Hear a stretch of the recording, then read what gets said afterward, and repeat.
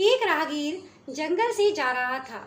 तभी उस राहगीर को देखते ही जंगल में घूम रहा हाथी उसके पीछे पड़ जाता है और उस हाथी से बचने के लिए वह राहगीर दौड़ते दौड़ते एक पेड़ की डाल से लटक जाता है।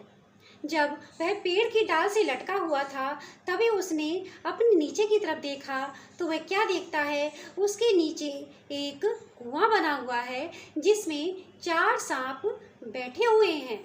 और जब हाथी उस राहगीर का कुछ बिगाड़ ना सका तो जिस पेड़ की डाल से वह राहगीर लटका हुआ था उस पेड़ को ही वह हाथी जड़ से उखाड़ने में लग गया।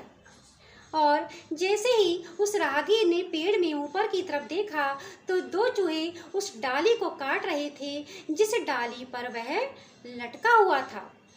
जब हाथी से बचने के लिए राहगीर दौड़ते दौड़ते उस पेड़ की डाल से लटका तो उस डाल को एक तेजी से झटका लगा और उसके ऊपर लगा हुआ मधुमक्खियों का छत्ता हिल गया।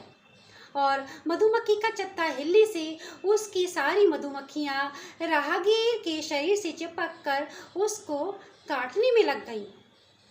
उस राहगीर ने जब मधुमक्खी के छत्ते की तरफ देखा तो उस मधुमक्खी के छत्ते में से शहद की कुछ बूंदें आकर उसके मुंह में पड़ गईं।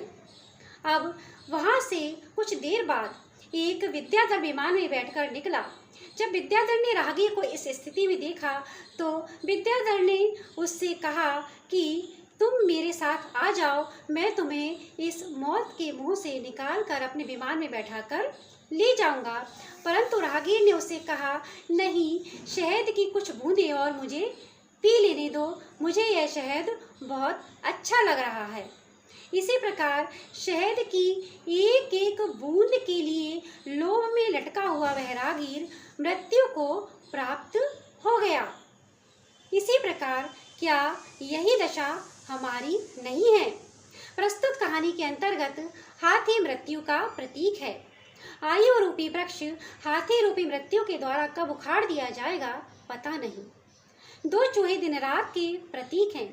हमारी आयु का क्षण क्षण कम होता जा रहा है और ये डाल कब टूट जाएगी पता नहीं। और मृत्यु के पश्चात हम उस कुएं में गिरेंगे जिसमें 4 सांप बैठे हैं और ये 4 सांप 4 गतियों के प्रतीक हैं, अर्थात मृत्यु के पश्चात सभी मनुष्य 4 गतियों में भ्रमण करते हैं। प्रस्तुत कहानी के अंतर्गत मधुमक्खियां उस राहगीर से लिपटी हुई उसे काट रही हैं। इसका अर्थ यह है कि हम भी अपने सांसारिक जीवन में स्त्री, पुत्रादि और संबंधी जनों से 24 घंटे घिरे हुए हैं और इन विषय भोगों की चाह रूपी मदबूंद से लालायित होकर हम सद्गुरु के बताए हुए मार्ग पर चलने को तैयार नहीं हैं। हमारे सद्गुरु हमें पल पल संबोधित कर रहे हैं, हमें आत्म कल्याण करने के लिए सद्मार्ग पर ले जाने के लिए अपना हाथ दे रहे हैं, परंतु हम ठहर ठहर करके उनका हाथ ना पकड़कर धीरे धीरे मृत्यु के नज़दीक पहुंचते चले जा रहे हैं।